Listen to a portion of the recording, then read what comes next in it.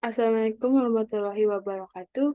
Hai, perkenalkan nama aku Stefani Cinta Siswawati. Aku dari kelas 3B Sistem Informasi dengan NPM 22106312500032.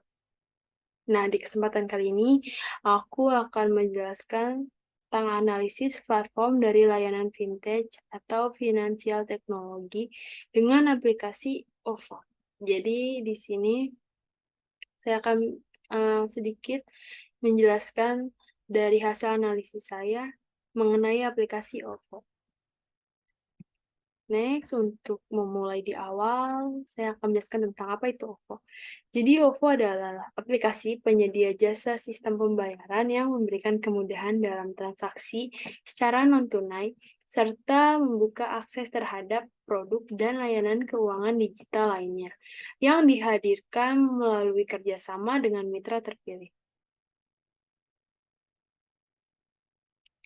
Nah, saat ini OVO juga diterima oleh lebih dari 70.000 merchant, termasuk lebih dari 550.000 UMKM yang tersebar di 373 kota dan kabupaten di seluruh Indonesia. Kondisi ini menjadikan OVO sebagai bagian dari ekosistem digital terbesar di Indonesia. OVO telah mendapatkan lisensi dari Bank Indonesia sebagai penyelenggara uang elektronik pada bulan Agustus tahun 2017. Itu sedikit penjelasan tentang OVO. Nah, untuk berikutnya itu adalah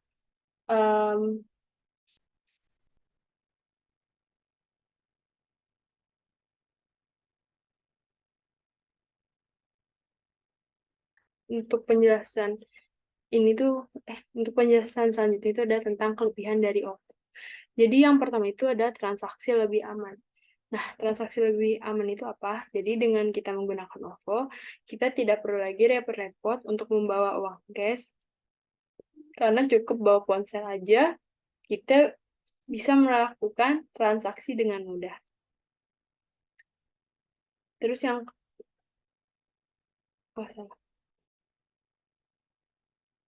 Nah, untuk transaksi sendiri, OVO juga udah punya fitur keamanan.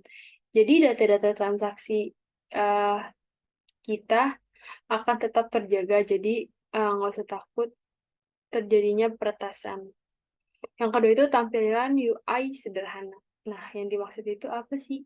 Jadi tampilan UI sederhana itu adalah antar muka yang ada di aplikasi OVO.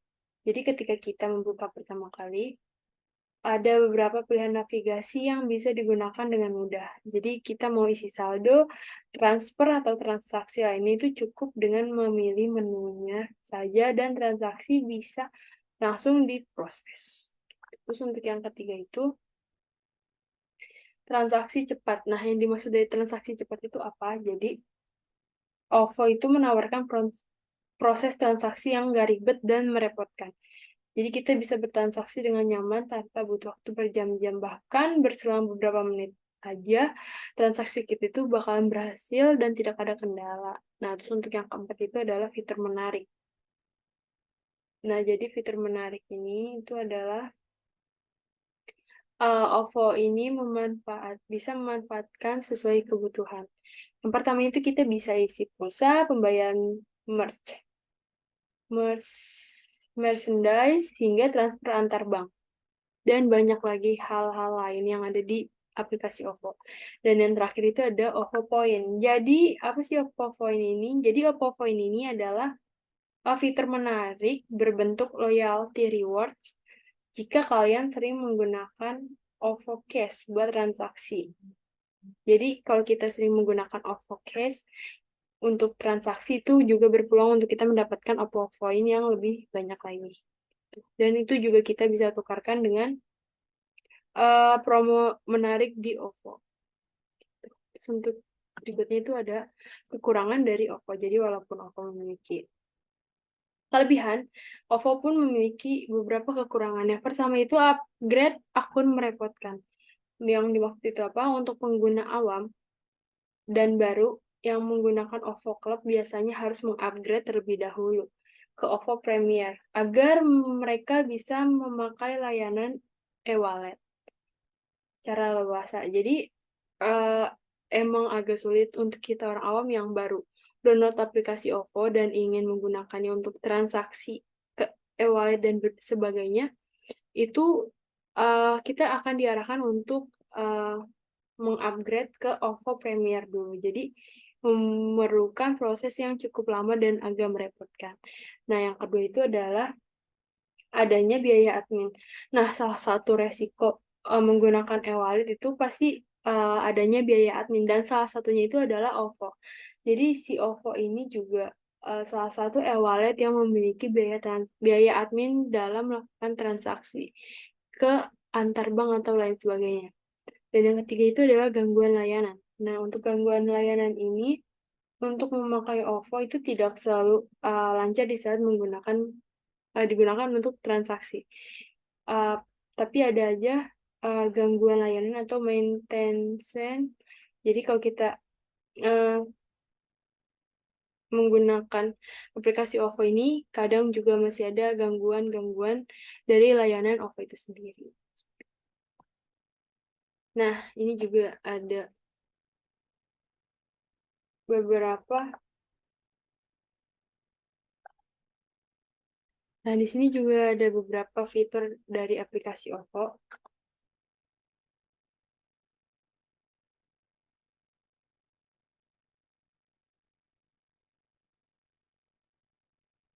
Oke, jadi di sini ada fitur aplikasi OVO. Yang pertama itu ada pembayaran. Jadi di pembayaran di aplikasi OVO ini ada empat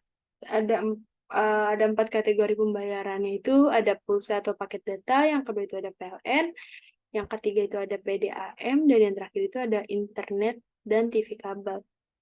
Terus untuk yang kedua itu ada finansial. Nah, finansial itu dibagi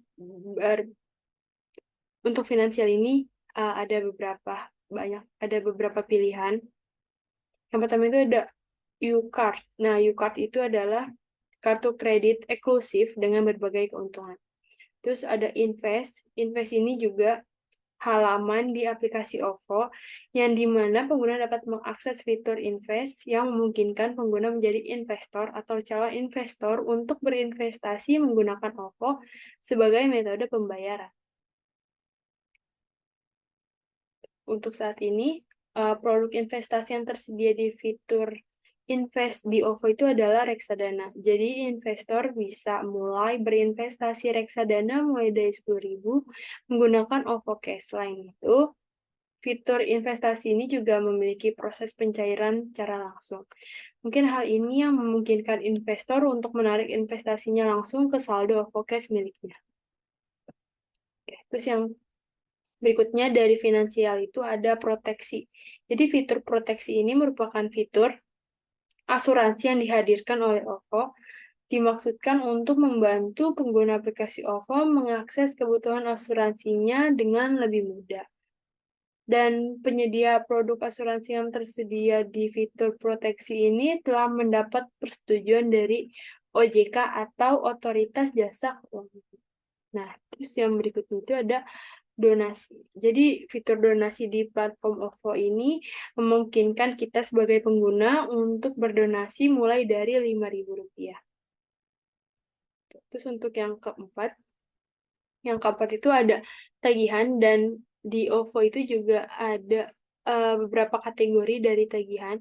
Yang pertama itu ada ansuran kredit, pajak PBB, BPJS Kesehatan, dan asuransi. Nah, terus untuk yang kelima itu adalah uang elektronik.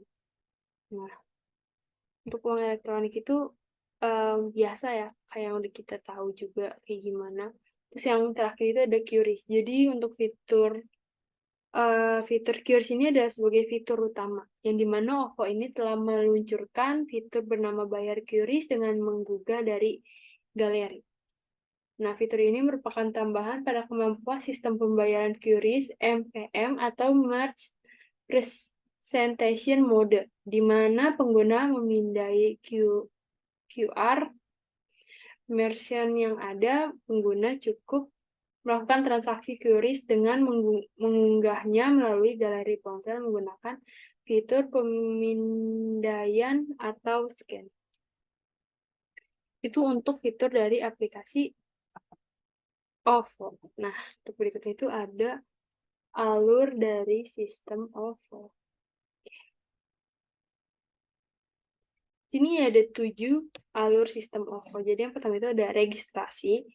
Nah, registrasi itu apa yang dimaksud dari registrasi? Jadi di sini itu yang pertama pengguna harus mendownload terlebih dahulu aplikasi OVO melalui App Store atau Play Store. Terus yang kedua itu setelah kita mengunduh aplikasinya, kita harus mendaftar menggunakan nomor telepon. Nah, terus nanti dari OVO akan mengirimkan kode verifikasi ke nomor telepon untuk memastikan keaslian pengguna. Terus untuk yang kedua itu ada verifikasi akun. Nah, verifikasi akun ini pengguna harus masukkan kode verifikasi yang tadi udah kita terima dari proses awal, dari nomor telepon yang udah kita input, dan dari pihak OVO akan mengirimkan kode untuk memastikan keasliannya, dan itu kode yang harus kita masukkan untuk memverifikasi akun. Untuk isi saldo itu adalah setelah kita registrasi, pengguna dapat mengisi saldo OVO. Saldo dapat diisi menggunakan berbagai metode termasuk transfer bank, minimarket, atau kartu kredit dan debit. Nah, terus untuk penggunaan saldo, setelah kita mengisi saldo di akun OVO, kita sebagai pengguna itu dapat menggunakan untuk berbagai keperluan, seperti pembayaran di berbagai merch fisik, online, atau aplikasi lain yang bermitra dengan OVO. Terus yang kelima itu ada pembayaran. Nah, untuk pembayaran itu, untuk membayar di toko fisik itu, pengguna dapat membayar dengan menggulir aplikasi OVO dan menunjukkan kode QR di layar ponsel kepada kasir. Dan kasir akan memindai kode QR ini untuk memproses pembayaran. Terus untuk yang berikutnya itu untuk pembelian online. Nah, jika untuk pembelian online ini, pengguna dapat memilih OVO sebagai metode pembayaran saat melakukan pembayaran di situs web atau aplikasi yang menerima OVO. Pengguna kemudian akan diminta untuk login ke akun OVO dan mengonfirmasi pembayaran. Terus yang keenam itu ada transfer uang. Nah, transfer uang ini pengguna dapat mentransfer saldo OVO miliknya ke pengguna OVO lainnya. Nah, terus yang terakhir itu penarikan saldo. Untuk penarikan saldo ini, pengguna dapat menarik saldo OVO mereka kembali ke rekening bank mereka jika diperlukan. Jadi untuk penarikan saldo ini, dari OVO belum ada ATM, jadi kita harus mentransfer ke ATM yang udah kita punya.